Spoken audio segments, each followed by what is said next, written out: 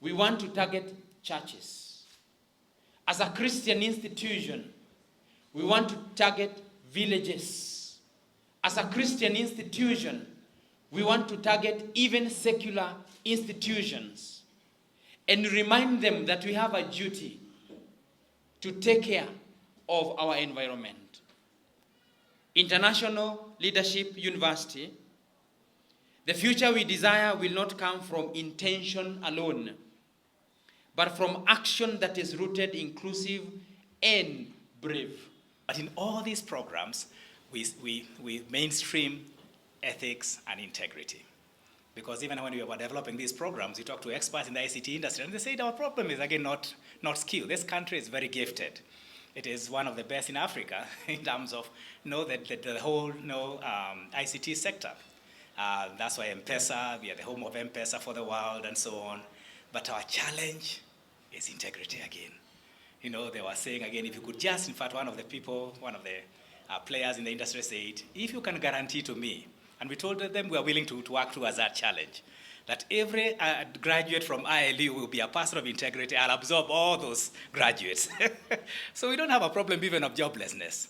We possibly have a challenge of people who are ethical enough to be trusted in workplaces. Can you see how this thing really needs to be resolved? 3 to 5% of our GDP is lost annually. You know what this means? It's easy sometimes to read statistics. But I want to bring it out. That bleed to the economy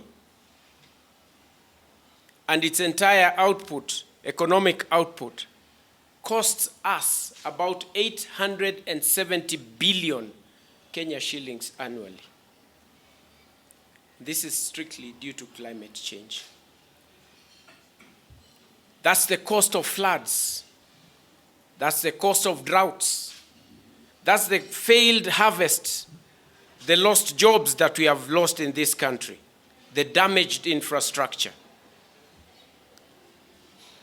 If over the next 15 years nothing is done and nothing changes, we are looking at a loss of 15 trillion Kenya shillings. May sound just a number, but I dare say that this is enough to transform our entire nation. These are not just numbers. They represent the schools, the hospitals, the farms, and of course the futures. Climate change is not a luxury. Look at our universities, total mess, most of them. The ones that you would expect that they have everything that would take this country to the next level. They have forgotten that we are in a time of crisis. Leaders are fighting in courts, one after the other. You don't even know who is the vice chancellor or who is going to be what, because of other interests, that we must keep this organization Christ-led and a way that is going to change our way. You realize that in January this year, it was the hottest ever recorded month in the history of this country. This year. We are here to ignite a movement because in April, in South Sudan, 705,000 people were displaced by floods.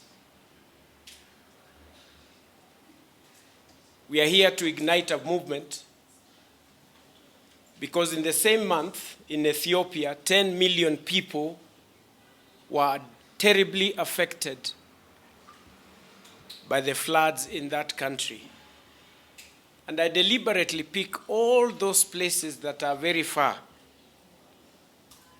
because it sounds very far.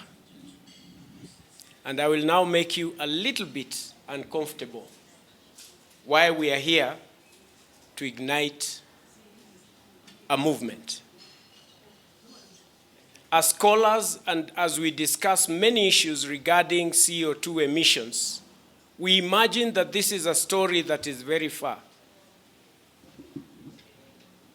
With me, I am holding a gadget that gives measurement for CO2 levels. The best indication should be in this room. We should be having at least 400 to 800. That is regarded as safe and green. Anything beyond 800 CO2 emissions is regarded yellow, and it starts to get dangerous. And if it gets to red, you will definitely get sleepy, you will be totally unproductive, and it will lead to headache. I'm going to let this gadget go around. The CO2 levels in this room that we all are in is 1,005. At one point it was 1,340, and it is still fluctuating between the yellow line.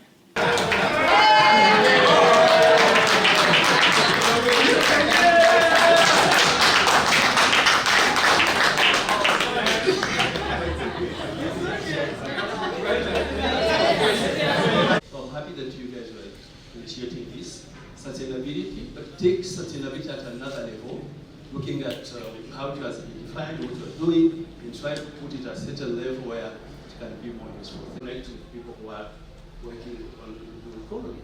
But when we have seas, if we don't have these rivers, these lakes, we forget the interconnectedness, which is in the nature.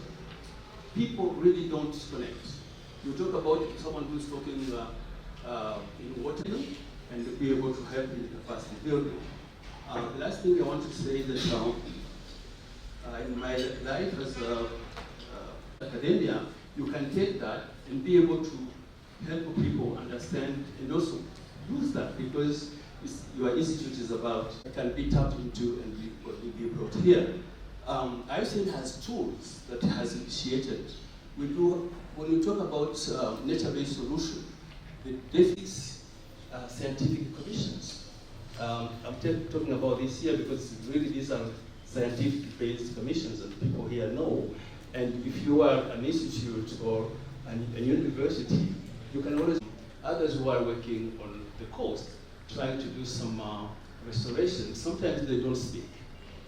People who are working in the academy, academia, like you, but the sustainability as it was defined by then, if we look at today, you know, I don't think we are really having what we agreed on, like sustain from IUCN.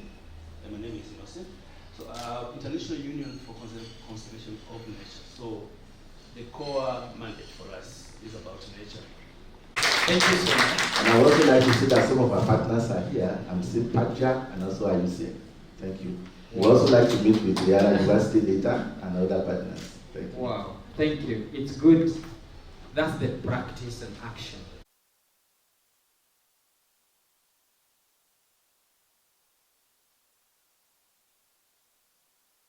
We see how we can grow together to a greater height. Wow. Organization driving matters of policy in Africa and in the Kenyan space. Thank you.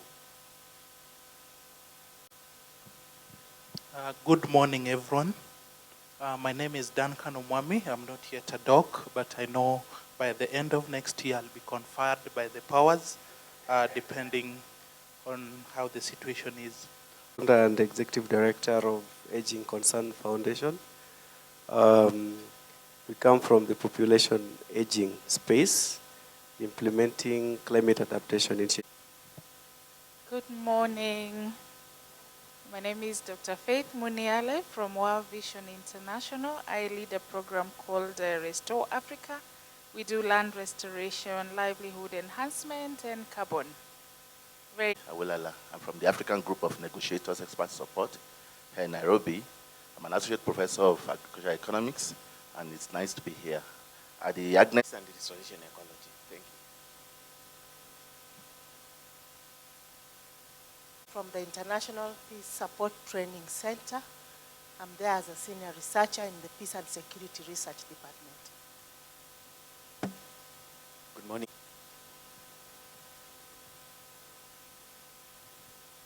My name is Peter Keludia. I'm with the African Union. I met Rehema there while working in the energy programs of the continent. Thank you.